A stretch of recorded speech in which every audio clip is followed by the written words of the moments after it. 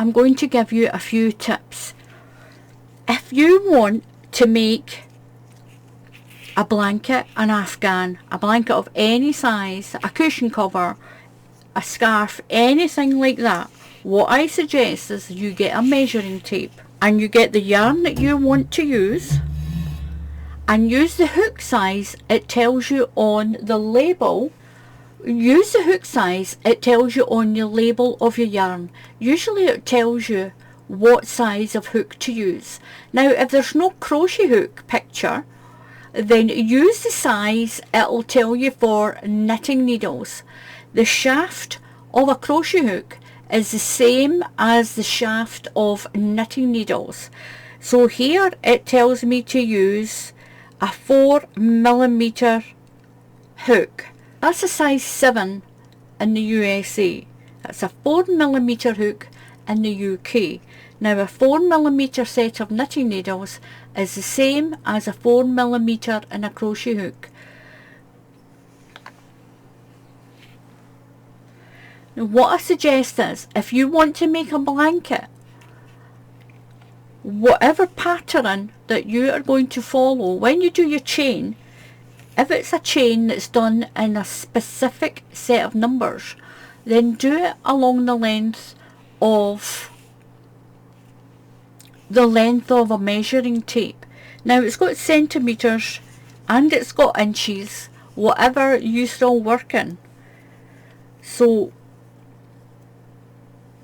if I want to do a 12-inch cushion cover, or if I want to do an 18-inch blanket, what I'll do is I will do my crochet. The stitch that I want is done in sets of 2. It's an even number. So I will do mine along the length of my measuring tape to the size that I want my blanket to be. Now that is a good tip. Instead of asking people on YouTube, what size is your blanket? How big should I make it? If you want a specific size, then try that easy tip. Just crochet along the length of a measuring tape. And when you do your work, crochet it up to the size that you want. You can always write it down to the size of the blanket that you want as well. So that is a good tip. And if you can't do a slip knot, I'll show you how to do a slip knot to start your work. Put the tail end across your hand like this. Wrap it around your hand or your fingers and put it into a cross. Take your hook and put it underneath the bottom one and pull the top one through. Catch both pieces of your yarn and then just pull it in, and that's you done a slip knot. Just pull it in and you've created a slip knot to start your foundation chain. But if you can't do that, then just put your hook down and tie the yarn on like this. Tie it on. Now I try to advise people to leave a longish tail, so if you've done your chain and you don't have enough stitches, then you can use that tail end to make a few extra stitches if you've miscounted. If you end up with too many stitches on your chain, just pick them out, and then that way you don't need to pull it all out of your foundation chain. Just pick the extra stitches out, it'll still work fine. Now the next little tip is, people say, how do I use my hook? How do I hold the hook? How do I hold the yarn? Now my mother always said to me, hold it the way it's comfortable.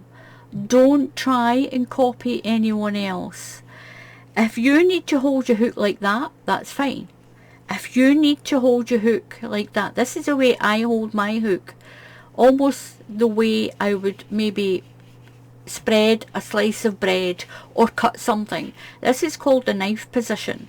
The other one is called a pencil position, as if you were holding it the way you were going to write with a pencil. But if you hold it like that, that's fine. If you hold it like that, it's fine. It doesn't matter as long as it's comfortable in your hand. And the same with the yarn. Some people hold the yarn up like this and they'll work with the yarn.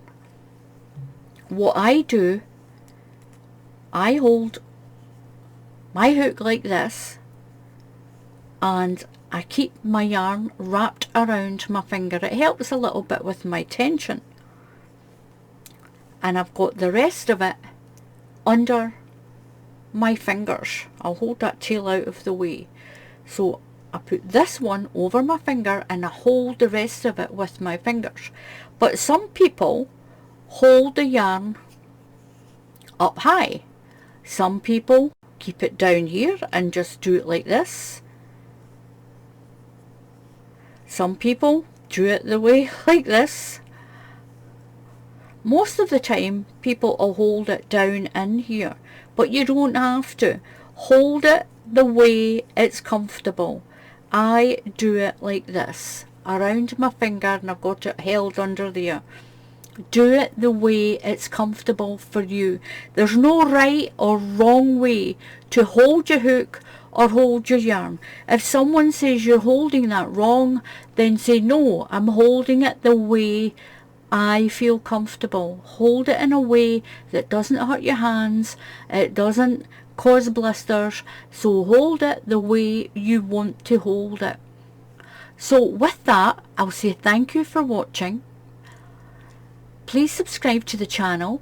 If you click on that bell icon, YouTube will tell you when I put up another tutorial, and that way you won't miss any. So until the next time, I'll see you all again soon. Goodbye.